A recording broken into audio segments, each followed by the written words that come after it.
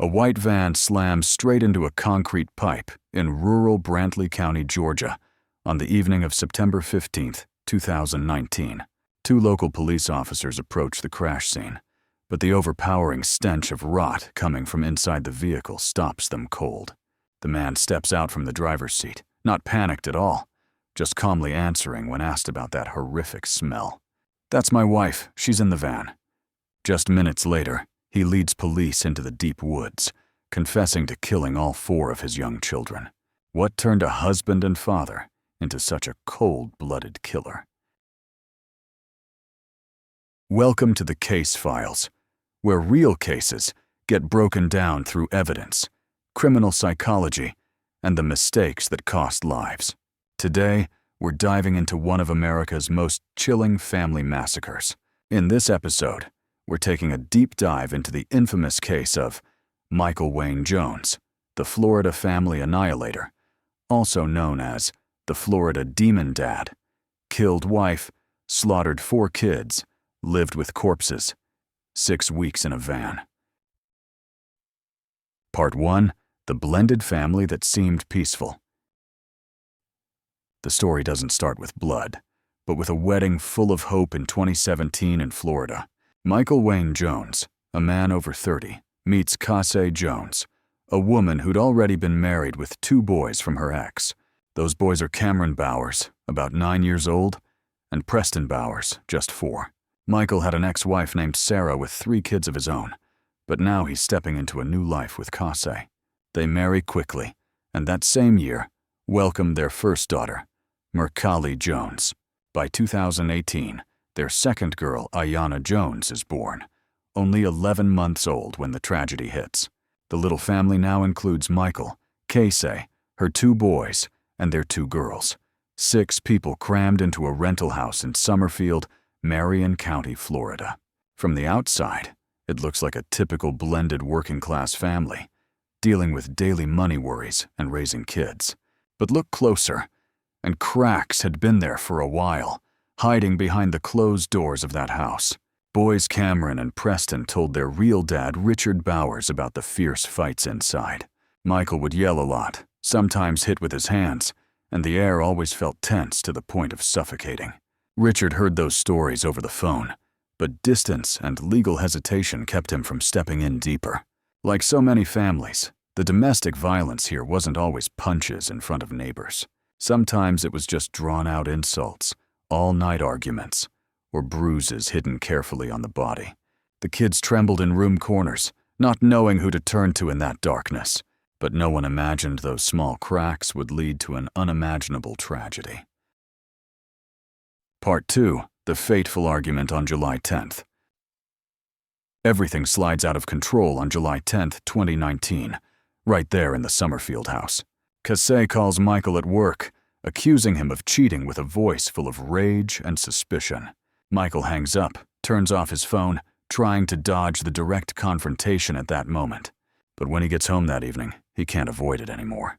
The argument explodes right away, with Casei attacking using the sharpest words she can muster. She shines a flashlight straight in his face, then smacks him repeatedly with her phone. According to Michael's later statement, Casei even grabs a metal baseball bat, the kid's toy, to threaten her hit.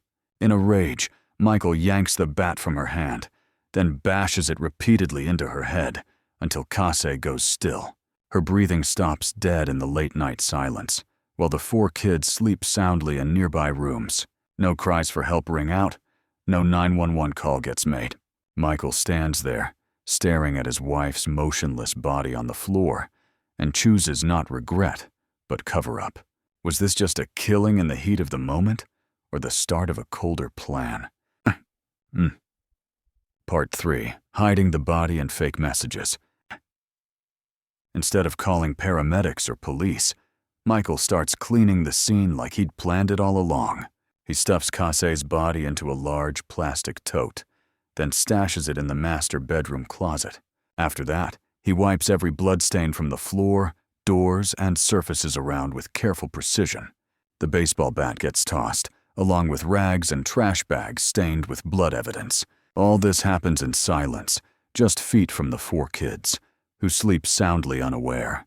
The biggest problem now is explaining Casei's sudden disappearance to family and friends. Michael grabs her phone, sends texts to her mom, Nikki, ex-husband, Richard Bowers, even posts on Facebook. Those messages ask to drop off girls Mercalli and Ayanna for Grandma to watch a few days due to exhaustion, back pain. They're short, casual, avoiding video calls or in-person meets to hide the void. Family gets fooled, thinking Casei is just busy with everyday life.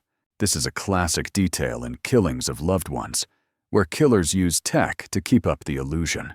But Michael knows time is running short. He needs to clear the path for next steps. Part 4. Rearranging the kids. Clearing the path for disaster. Late July 2019, Michael texts Richard Bowers, offering to send boys Cameron and Preston back to live with Dad for a bit. They meet at a mall. Michael hands over the happy kids with no odd signs at all. Then, on August 1st, from Casei's phone, he texts Nikki, asking to drop Mercalli and Ayanna off for hospital stay help. Michael drives the two girls to Grandma's himself. Everything seems normal like always. At this point, the 4 kids are split up. Boys with Bio Dad, girls with Grandma. Casei's body stays put in the plastic tote in the Summerfield house closet. If it stopped here, it all looks like normal, busy parent-family shuffling. But with the full picture, these are clearly the first moves in a deadly chess game. On August 10th, Richard brings Cameron and Preston back to the meet spot for Michael as agreed. This is the last time he sees his 2 boys alive, playing carefree. From here, true darkness engulfs what was once called a home. Part 5. The fateful nights for the 2 boys. From August 10 to 22, 2019, Michael strikes one by one against boys Cameron and Preston. Per investigation files and his own words, the first night he enters the room where Cameron sleeps soundly. Michael yanks the boy from bed, pins him to the floor, strangles with hands while knee-pressing his chest hard. He tells investigators his intent to kill was clear the moment he stepped into that room. Cameron fights back, but a 9-year-old's strength can't match a grown man's. Once the boy stops breathing, Michael stuffs the body into a large suitcase, hiding it in the house. The next night, his hands ache from strangling Cameron, so he picks a different way for Preston. He grabs plastic zip ties, loops them around the 4-year-old's neck, and pulls tight until Preston goes still. No more moms yelling, no daily chaos, but the boys must have sensed some vague fear. They never get a chance to tell anyone what's happening in that silent house. Michael, who they called Stepdad, takes their lives with clear intent. Now, wife's body in closet tote, boys in suitcase and bin. The house turns into a living tomb. Part 6. The girl's fate and the final decision. Meanwhile, Mercalli and Ayanna stay safe temporarily under Grandma Nikki's care. Sometime later, Michael picks up his 2 daughters to bring them home. No one suspects a thing. When he fetches them around August 26, 2019, wife has been dead over a month, boys just killed. Same day or right after, another post appears on Casei's Facebook, likely Michael pulling strings. On August 28th, he drives the girls to Bellevue City Hall, Florida. Sits in the van staring at the nearby police station. Michael sits for hours, thinking about turning himself in, hoping someone would catch me, as he later claims. But that inner struggle moment ends with him driving back home instead. He smashes Casei's phone, tosses it in trash near City Hall to erase the last trace. That night, back at the death house, Michael goes after the remaining 2 girls. He fills the bathtub with water, carries in 2-year-old Mercalli, then holds her head under until she drowns, then repeats the brutal process on Ayanna, just 11 months old and totally helpless. Both bodies go into another large plastic tote together, completing the gruesome collection. Part 7. Leaving the house and life with 5 bodies. On August 23, 2019, the landlord starts eviction proceedings because Michael and Casei owe way too much rent. Time's up. He rushes to pack whatever's left in the now death-filled house. Michael loads all 5 bodies into the white Dodge Caravan. Wife in tote, kids in suitcase, and other bins. From early September, he begins a wandering journey, driving back and forth through Florida areas, then into Georgia. He lives with the 5 decomposing bodies in the van for days, even weeks. During that time, Michael keeps normal contact with ex-wife Sarah in Jacksonville, visits to help watch her kids. He pretends to be a caring dad, while behind him in the van, corpse stench spreads uncontrollably. To mask it, he sprays strong air freshener, pours chemical cleaners, but decomposing body smell soaks everything. Did people around him then notice anything off? Or did they ignore the normal-seeming surface?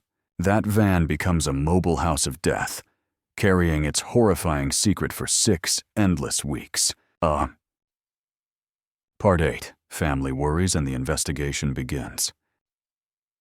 For 6 weeks straight, no one sees Casei or the 4 kids in person, just vague texts. At first, everyone buys the busy back pain and hospital excuses from Casei's phone. But by early September 2019, Grandma Nikki starts feeling real unease about her daughter and grandkids. No familiar voice, no video calls, no personal posts like before. On September 14th, she calls the Marion County Sheriff's Office, requesting a welfare check on Casei and the kids. Police arrive at the Summerfield house, find it empty, faint decomposition smell, and fresh floor repair marks. Landlord confirms eviction started late August. Got texts from Michael about returning keys. They lack enough cause to force entry for a deep search, so they note it and leave per landlord request. The case now officially suspicious missing persons. Info spreads to local news fast. On September 15th, police call Michael's ex Sarah and other relatives for verification. Sarah first claims she met Michael and Casei at McDonald's on September 13th. Everything normal, no kids with them. But security cameras debunk it completely. No white van, no sign of them. Part 9. Lies exposed and the fateful crash. When confronted, Sarah admits she lied at Michael's request to create a fake alibi. He told her to confirm the couple was living normally, to throw off the investigation. Same day, September 15th, hundreds of miles away in Brantley County, Georgia. The crash happens right then. The white van hits roadside concrete. Local police approach driver Michael Jones. The overpowering corpse smell alerts them instantly. They ask about the horrific source. Michael calmly confesses, "That's my wife's body. She's in the van." He goes on to admit killing all 4 kids and offers to lead them to the woods where he hid the bodies. Police cuff him immediately, seal the van, urgently contact Marion County, Florida. In the van, they find Casei's heavily decomposed body in a plastic tote. Stench so bad they need masks. Following his statements, search expands to Charlton County woods, Georgia, uncovering the 4 kids' bodies. Forensics confirms identities, causes: strangulation for Cameron and Preston, drowning for Mercalli and Ayanna. The 6-week missing case now a full family massacre, with the killer confessing. Part 10. Interrogation and detailed confessions. In official interrogations from Georgia Station, then back to Florida, Michael spills everything. He admits killing wife with baseball bat during the July 10, 2019 argument. Admits killing each child on separate timelines, from strangling the boys to drowning the girls. Admits hiding bodies in house, using wife's phone for fake texts, then moving all to the van. Asked about drugs or stimulants, Michael insists he was fully sober the whole time. Defense later brings in a psychologist, claiming Michael heard Casei's dead voice. That voice told him to kill the kids so they'd be with mom in heaven. But prosecutors reject it, stressing the calculated chain, hiding bodies, faking messages, relocating. If truly out of mental control, how did he last 6 weeks without early detection? How did he set up alibis with Sarah? Drive around while keeping a normal facade? This wasn't uncontrolled breakdown, but deliberate, prolonged, systematic crime. Part 11. Prosecution, plea, and sentencing trial.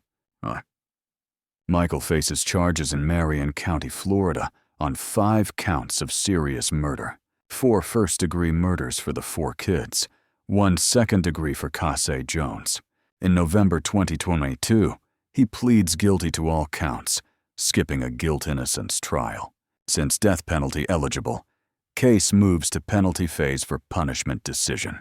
Prosecution presents aggravators, many victims, helpless children, brutal methods, kills to avoid arrest, planned cover-up over weeks with clear evidence. Defense offers mitigators, Michael's unhappy childhood, family financial pressures, mental health issues, mental breakdown after killing wife leading to killing kids, to follow mom. Psychologist describes him haunted, hearing Casei urging him in his head. But the jury of 9 men, 3 women deliberates nearly 5 hours, unanimously recommends death. They rule the prolonged actions show clear awareness, full right-wrong distinction. Part 12. Final sentence and failed appeal. On April 28, 2023, before Marion County Court, Judge Anthony Totti reads the official sentence. 4 death sentences for the 4 first-degree child murders. 1 life without parole for Casei's second-degree murder. Michael stands there in red jail clothes, chained at waist, silent as sentence is read. Defense team appeals right away to Florida Supreme Court.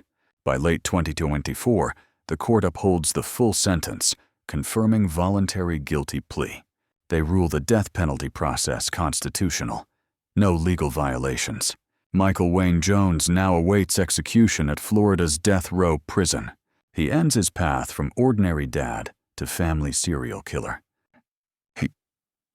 Conclusion. The Michael Wayne Jones case isn't just about a stepdad slaughtering his blended family. It's a bitter indictment of silent domestic violence, slipping through closed doors, of bystanders' silence, even hearing faint, indirect cries for help from the kids, of blind faith that it can't be that bad, ignoring glaring red flags. If Cameron's abuse stories got investigated sooner, if weird texts and no contact got checked, could those 5 young lives have been saved, or was tragedy inevitable? That question leaves a lingering ache for the community, reminding us vigilance matters. If you or someone you know faces domestic violence, physical or emotional, don't stay silent. Call trusted family, reach the national hotline 1-800-799-7233, or local authorities. One call can be the line between life and death, hope and destruction. Thanks for watching the case files to the end. If this story hits you, share the video and subscribe so you don't miss out. Every case tells not just crime, but lessons on how we protect each other better. See you in the next one.